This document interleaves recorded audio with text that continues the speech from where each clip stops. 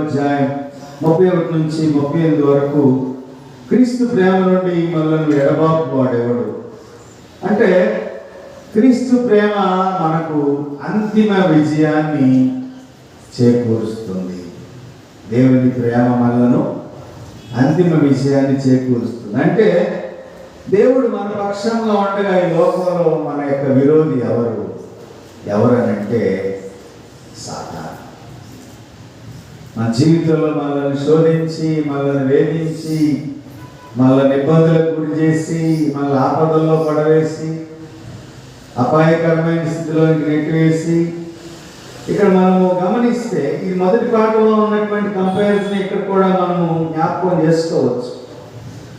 ఎందుకనంటే అబ్రహాము దేవుడి కొరకు ఎంత నమ్మకంగా తన కుమారుని అప్పగించాడో, అలాగే దేవుడు మానవాళి కొరకు తన కుమారుని మన కొరకు బహుమానంగా ఇచ్చాడు.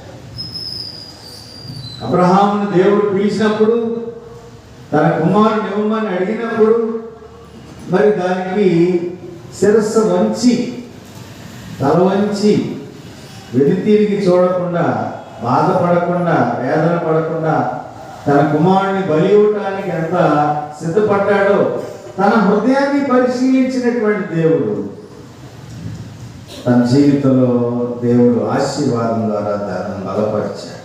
కాబట్టి దేవుని చేత ఏర్పరచబడిన వారిపై నేరం మోపేటటువంటి వారు ఎవరు?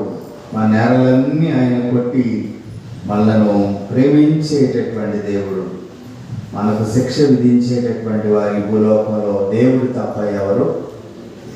సాతానుడు అనేక సార్లు మనము సాతానికి లోబడిపోతూ ఉంటాం. ఓ పాటను కూడా పాడతాం మనం. సాతాను బందీనై కుములుచున్న వేళ విడిపించే శ్రీ యేసుడే రక్తమంతా కాచి ప్రాణాన్ని బలి ఇచ్చాడు.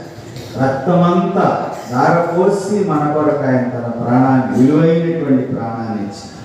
కాబట్టి యేసుక్రీస్తు మాత్రమే మన తీర్పరి, మన కాపరి, మన మేపరి, మనల్ని నడిపించేటటువంటి దేవుడు, మనల్ని బలపరిచేటటువంటి దేవుడు.